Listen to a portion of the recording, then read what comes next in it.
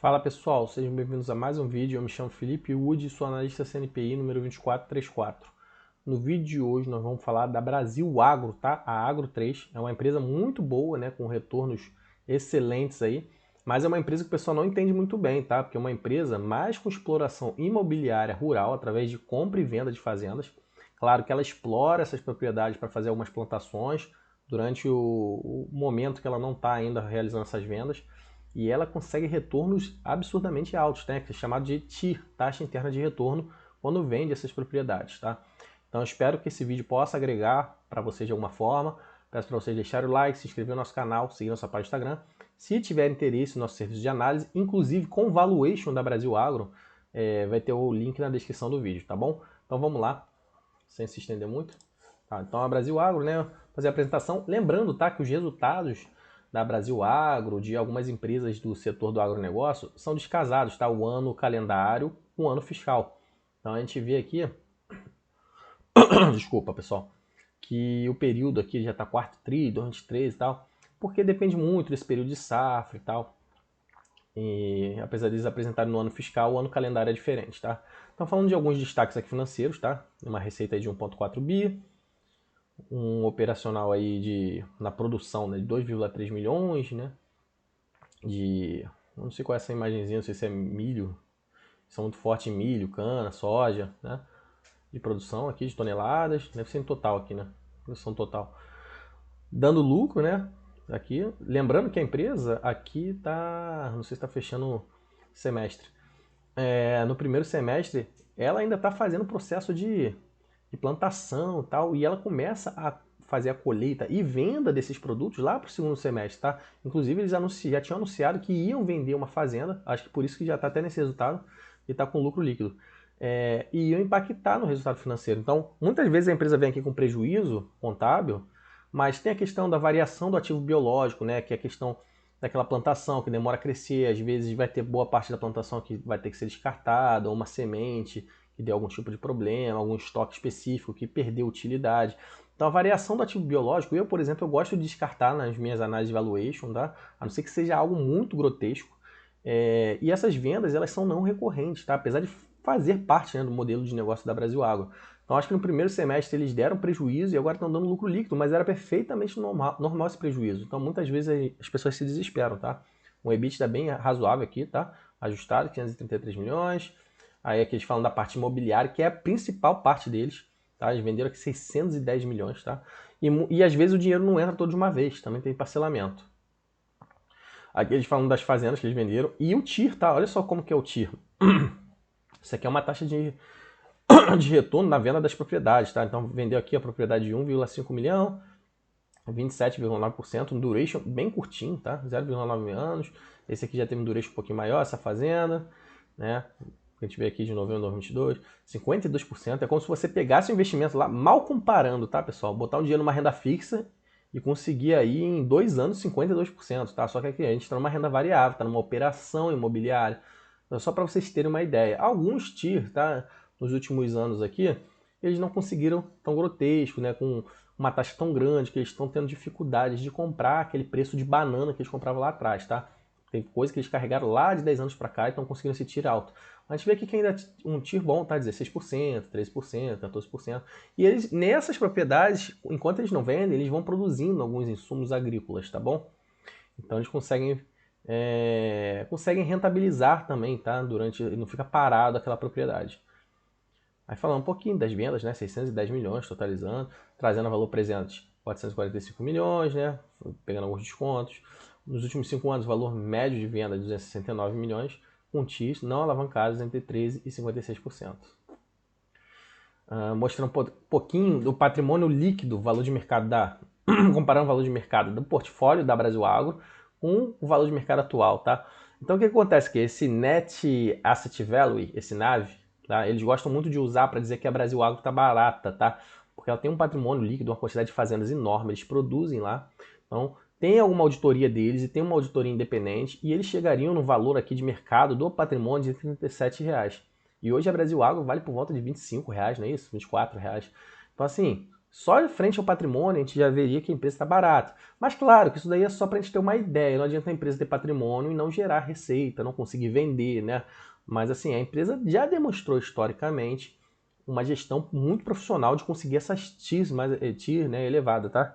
Então a gente botando aqui que tem um potencial de upside, ó, o valor aqui de mercado, R$ 24 para 37. Assim, não é algo tão objetivo, né? Que eles vão conseguir fazer esse upside de 24 para 37 e tal.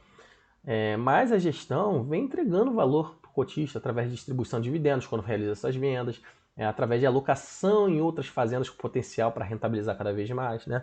Então, o problema é que o mercado não enxerga, né, o mercado da Bolsa de Valores brasileira, como é um mercado emergente, alguns fundos de investimento, analistas, não gostam dessas empresas que entregam resultados que não são recorrentes, né? Não tem uma estabilidade de resultados. Até a construtora mesmo, construtora como tem esse método POC, o mercado acaba deixando de lado, aí só vai quando o ciclo está de alta, tá? Mas a gente vê que é uma empresa muito boa, tá? É uma empresa que entrega retornos. Aqui eles têm a avaliação, né, independente da Deloitte, tá? E eles têm a avaliação deles também. Né? Então a gente vê aqui que também é a questão da compra e fazenda, a avaliação interna aqui deles, ó, verdinho, da Deloitte aqui. Da Deloitte é até maior, né? E eles usam a avaliação deles para dizer do portfólio, né? O que eles fazem também, né? Alguns investimentos, né, que eles têm feito, o monitoramento do campo, ainda não concluiu, conectividade, né? Para nesses campos que eles estão fazendo a produção, eles também revitalizam esses planos, fazem uma adubagem lá para melhorar no plantio, para conseguir na hora de vender a fazenda dizer, nossa, essa fazenda daqui consegue ter um plantio, uma qualidade melhor, então uma irrigação, melhorar a irrigação daquela estrutura, quando ela comprou a fazenda a irrigação não era tão boa, enfim, transformação da área, aumentar o número de hectares disponíveis. E aqui é a superfície plantada, né, que eles vem aumentando, e a safra, né, para o ano que vem, né, lembrando que o ano calendário é diferente, né, fecha no meio do ano, então por isso que tem esse 23/24, é aumentar, né, essa quantidade de hectares. Né? Então isso é uma empresa de commodities que a gente vê que está agregando valor. Né? Tem uma gestão que consegue vender essas fazendas valor superior. As produções que a gente vai ver aqui depois, eles conseguem produzir e vender aí num ciclo de alta de commodities, segurar estoque quando não está tão favorável para fazer as vendas, né, o preço lá negociado em dólar, né, no mercado futuro, e está aumentando a quantidade de hectares para fazer essas plantações cada vez maior. Tá? Boa parte aqui ainda vem de soja, né, boa parte daqui das culturas, mas eles vêm crescendo aqui em milho safrinha, os outros são um pouquinho menores, cana-de-açúcar também é bem forte neles, tá? Aqui por terra, eles têm um pouquinho de terra. A maior parte da terra deles, acho que é. Deixa eu ver se eu consigo entender. Eu sempre fico na dúvida. Área arrendada pela Brasil Agro, né? Eles pegam aqui uma terra lá que não é deles, eles alugam lá por um período grande de tempo. E uma área própria, né? Essa área própria eles estão sempre reciclando, né? Essas vendas de fazenda. Então eles têm esse mix aí. Em algum momento eles reduzem a área própria, em algum momento eles arrendam um pouquinho mais para aumentar a produção. Quando é mais favorável, né? Quando o mercado está oferecendo um preço mais competitivo, né? Enquanto isso, eles seguram, né? Uma produção de estoque, se não tiver tão competitivo, reduz essa área arrendada, talvez para não gastar com gastos com aluguel, né? E também tem a área operada por terceiros, né? Tem umas parcerias aqui, mas é bem pequenininho. Então mostrando um pouquinho da produção deles aqui, né? O que foi, o que a gente tem que acompanhar essas empresas, essa parte de produção, tem que ver o que, se entre o estimado e o realizado está bem próximo, né? Então eles estimaram aqui 218 toneladas aqui, mil de soja, chegou aqui em 204, aí perde. Essa variação aqui do ativo biológico que a gente vê lá na DRE descontando, tá? Milho também, um pouquinho menos, milho safrinha, né? Que é uma plantação. Entre o período que você está colhendo o milho, você tem a safrinha, né? Que você tenta plantar lá em algumas áreas que ainda não estão 100% prontas, né? Para você fazer um plantio, porque você ainda está no processo de colheita de determinada cultura, mas você tenta fazer a safrinha, né? Para tentar colher o máximo possível. Então você tem que fazer algumas estruturas aí tecnológicas para melhorar o plantio, você conseguir fazer uma plantação cada vez mais rápida, né? Entre uma colheita e um outro cenário de plantio, né? Feijão é bem fraquinho, as outras safras aqui é bem fraquinho. Algodão já até foi um pouquinho mais forte, né? Porque tem safrinha também. Mas o forte deles é milho e soja e cana, que não está nem listando aqui, né? Cana tem um processo aí de cultura um pouquinho diferente, que eu acho que decorre o ano todo. Algodão ficou um pouquinho abaixo. tiveram uma safra recorde de milho, enfim. E para 2024, 2023, 2024, né, a gente vê que a tendência é subir, tá? Então eles perderam aqui um pouquinho, né, nesse ano. Tendência a subir, milho também, subir milho safrinha. E nas demais, assim, que não são tão relevantes também, né? Até no algodão safrinha também. Aqui mostrando cana-de-açúcar, tá? Colhida, estimada, mais ou menos em linha. Então a gente vê que eles não perdem tanto, né? Porque entre o colhido, entre o realizado e o estimado, a gente vê que é bem próximo, né? Então a empresa tem uma gestão boa também nesse plantio e nessa colheita. É algo que é muito importante. Na pecuária é mais acessório, né? Assim como a gente vê aqui feijão, que não é muita coisa, algodão, um pouquinho mais relevante, mas a pecuária é mais para ajudar ali naquele processo de adubagem, né? Eu não sei exatamente, não sou especialista do agronegócio, mas não é algo que eles ficam lá querendo vender carne, entrar nesse setor aí de, sei lá, de bovinos, enfim. Eles usam ali, claro que eles fazem essa parte aí também de venda, eu acho que dos produtos lá no futuro, mas é mais para ajudar lá na adubagem, para afofar o terreno, não sei exatamente os termos técnicos, tá? Aí eles botam aqui a parte de pecuária. Alguma posição de edge, né? Como a empresa opera com essas commodities, então eles têm algumas proteções de edge, de milho, de soja, para tentar se resguardar num preço mais vantajoso para eles, tá? Então, em alguns momentos eles podem ter algumas operações com derivativos que podem impactar lá na DRE, mas de forma negativa, mas em algum momento a empresa vai vender num processo mais positivo, tá? Aqui os desempenhos das commodities, a gente vê que está bem baixo a soja, até deu uma leve subida, pecuária tem queda, milho também, tudo em queda, né? Esses movimentos globais, guerra, tá? Tudo afeta isso também. E a questão do Brasil, o Brasil precisa muito que a economia esteja mais aquecida, né? Com a Selic em alta acaba que prejudica o preço, né, dos insumos, né? Aqui falando também do preço dos insumos, enfim. E aqui os números da DRE, é o que eu falei, né? A variação do valor justo do ativo biológico. A gente vê que aqui no quarto TRI veio negativo, teve umas perdas lá, né, entre estimado e realizado, não sei se é por isso que veio negativo, aqui teria que estudar muito a fundo lá nas notas explicativas, mas isso assim, não tem tanta relevância, faz parte do negócio do agronegócio, é só a gente entender, só se viesse algo muito grotesco, tá? Entender o funcionamento. Eu gosto de descartar isso aqui, tá? Olhar aqui o EBITDA ajustado e tal, tem o total. A gente vê que nesse período aqui veio lucro, mas a gente vê que em 2023, no total, ainda veio com prejuízo. Porque aqui eu não sei se está destrinchando. Que está simplificado, ainda dá para ver. Mas teve uma questão aí no ano de variação do ativo biológico que impactou. Teve questão aí de produção desses produtos aí que eles têm, né? Milho, cana, soja, que não foi muito forte. Eles não tinham venda de fazendas lá para o início do ano. Então acaba que está ainda no prejuízo aqui.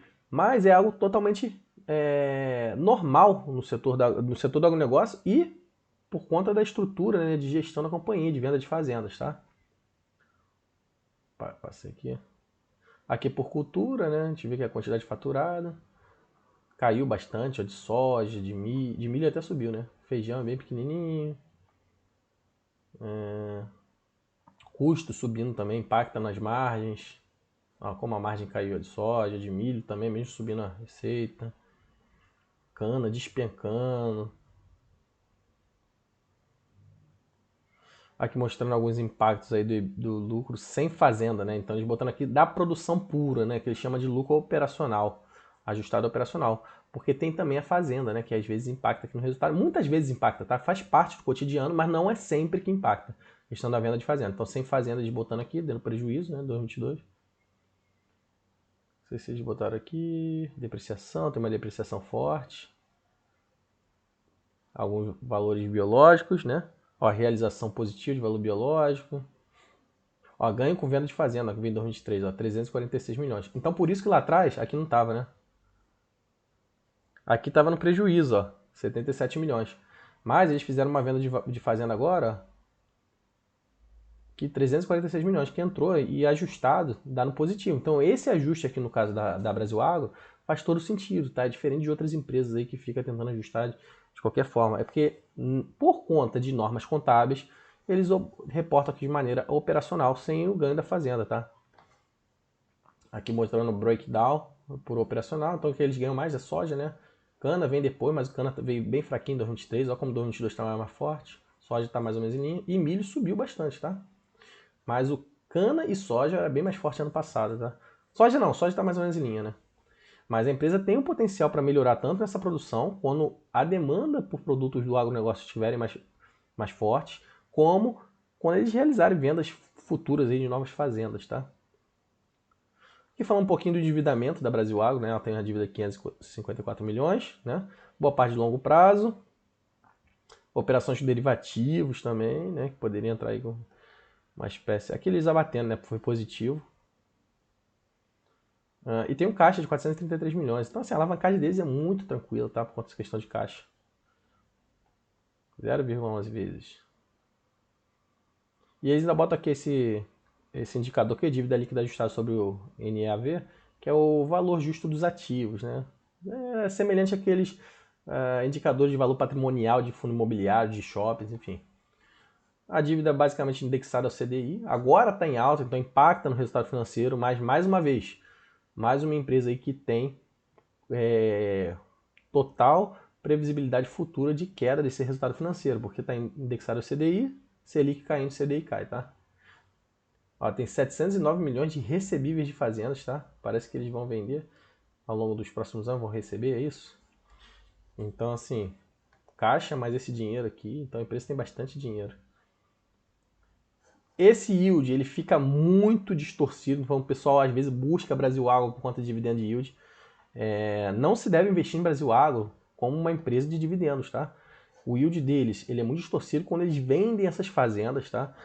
Então não vai ser todo ano que eles vão pagar um yield alto, vai ter períodos que eles vão ter que ficar investindo em fazenda, vão ter que reter dinheiro, não vai ter como ficar distribuindo, tá? A gente vê que historicamente aqui de 2021 para cá, eles tiveram um yield alto, mas de 2020 para trás, não, tá?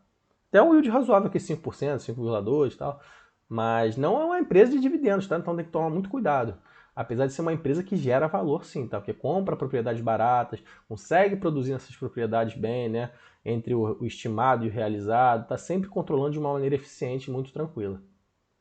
Aqui falando do market cap, tá? Do Brasil Agro, enfim. E esse foi o vídeo da Brasil Agro, tá? Muito tranquilo, uma empresa muito, muito interessante mesmo, tá? Apesar de ser de commodity, ter essa ciclicidade da commodity e a ciclicidade da venda de fazendas, tem uma gestão muito interessante, tá? Eu gosto bastante da Brasil Agro. E eu acho que está numa boa faixa de preço, né? Nem olhando para essa questão de valor justo das propriedades, não, porque eu acho que a gestão deles é muito boa. E hoje o PIB do.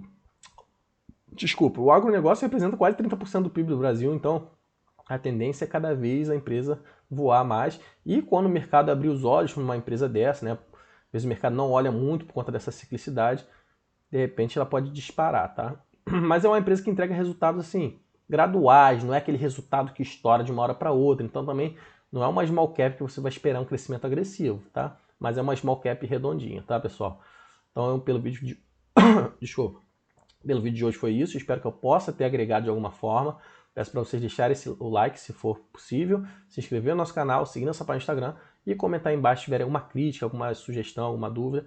Se tiver interesse no nosso serviço de análise, o link vai estar na descrição do vídeo, inclusive com o valuation da Brasil Agro. Valeu, forte abraço a todos.